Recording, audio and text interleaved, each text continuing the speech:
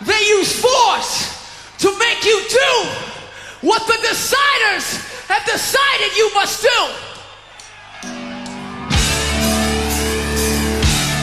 Rage Against the Machine didn't just enter the music scene, they detonated into it.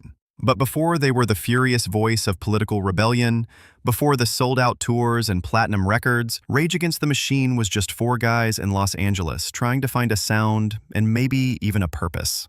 This is their story. It starts in the early 90s. The Cold War had just ended, the Gulf War had just begun, and the United States was in a strange, uneasy place. Against that backdrop, in a sleepy corner of Southern California, a Harvard-educated political science major named Zack de la Rocha was growing restless. Zack had been in a hardcore band called Inside Out, a staple in the underground straight-edge scene. They had a short but fiery run, known for their spiritual lyrics and intense live energy. But as Zack grew more politically radicalized, Inside Out's message wasn't enough anymore. In fact, the band's planned second album was going to be called Rage Against the Machine, but the band imploded before it could happen. We're living under right now, as a machine, I view it as a system which will just do anything to keep itself afloat. It fronts as a democracy, it fronts as a system who claims to represent people and represent freedom and all these, quote-unquote moral, action, but in reality we'll just do anything simply to keep it afloat. And I see this machine as like an engine that has been fueled and run off the blood of oppressed people like all over the world. So. That phrase, Rage Against the Machine, stuck in Zack's mind, and soon it would become something far bigger.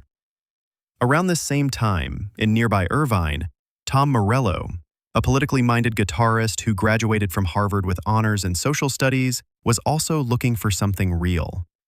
Morello had tried to break into the LA rock scene with a glam metal band called Lock Up, but it hadn't worked out. Stars, Lock Up. Let's get them.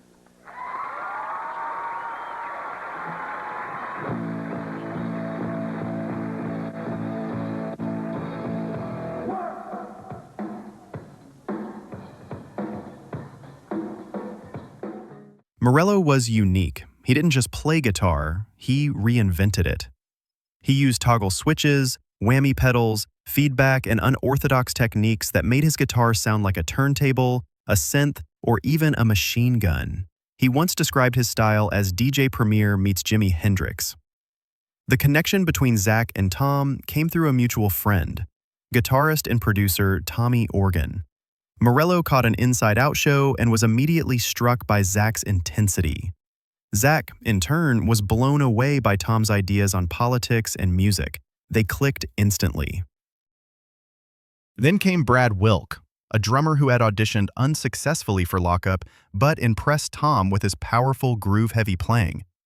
And finally, they rounded out the lineup with Tim Commerford, Zack's childhood friend and a self-taught bassist who could lock into a rhythm like nobody's business. Is it the biggest hit of your life to this date? Real quick, all right? Tom, look at the camera. No, seriously, He'll pay on stage for that, and you'll get that on tape, too. They rehearsed in a cheap industrial space in North Hollywood. No manager, no label, just four guys. Some busted amps and a shared rage. In those early rehearsals, they didn't just write songs, they sharpened weapons. Bomb Track, Take the Power Back, and Know Your Enemy were all written before the band ever played a single gig. And here's something most people don't know. Before Rage had even played their first show, they made a 12-song demo tape, recorded for just $400 in a local studio. The cover was simple, a match striking, with their name in black font.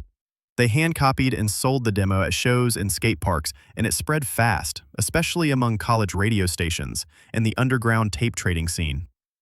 One of the earliest versions of Bullet in the Head from that demo actually aired on UCLA's KLA radio well before any label showed interest. And this was before the internet or SoundCloud. This was raw, analog virality. Their first ever show was in October 1991 at a friend's house party in Huntington Park. Around 50 people showed up. Their second show was at Cal State Northridge. Word spread. This band wasn't just loud, they were dangerous.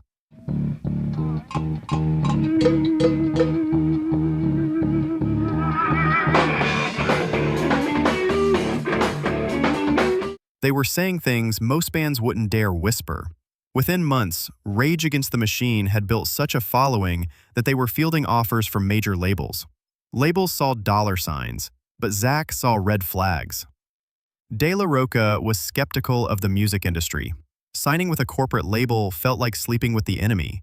But ultimately, they chose Epic Records with a critical condition: no censorship, no pressure to tone down their politics.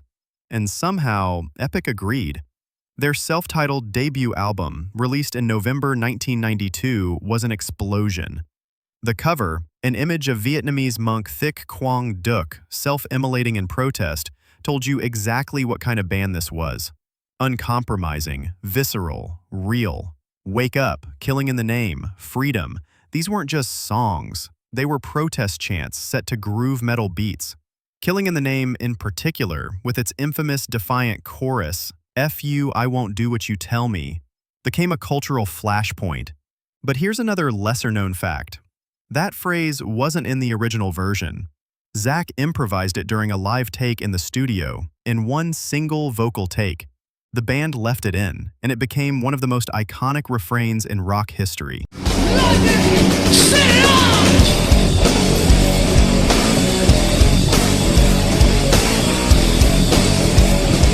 By 1993, Rage was touring internationally. They refused to do traditional interviews. They often played in front of banners that said, "Settle for nothing," or listed the names of political prisoners like Leonard Peltier or Mumia Abu-Jamal. At Lollapalooza 93, they walked on stage completely naked, with duct tape over their mouths and letters spelling out PMRC on their chests. It was a protest against censorship. They stood there silently for 15 minutes as the crowd screamed, then walked off. That was Rage.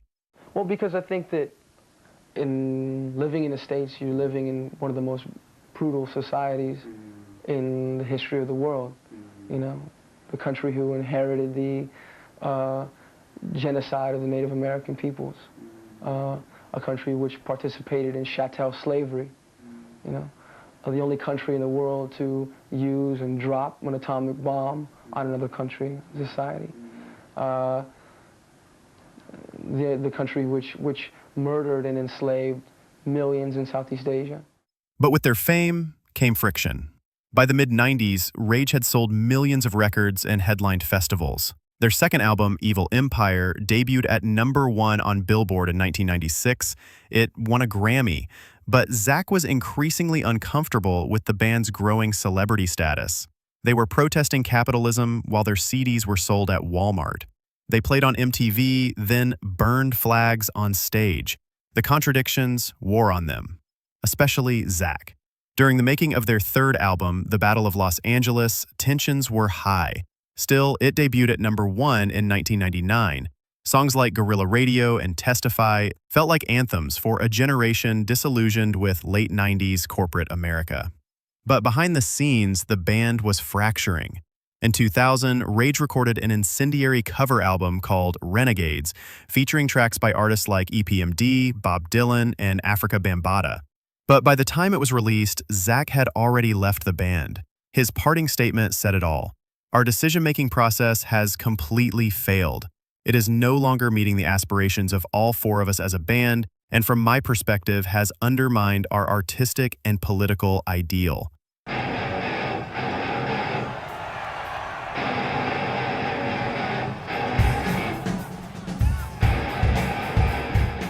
It was the end of an era, but Rage Against the Machine never really died. Their music became timeless protest soundtracks. During the Iraq War, Occupy Wall Street, Black Lives Matter, Rage found new relevance again and again. They've reunited several times over the years, each time drawing crowds of hundreds of thousands.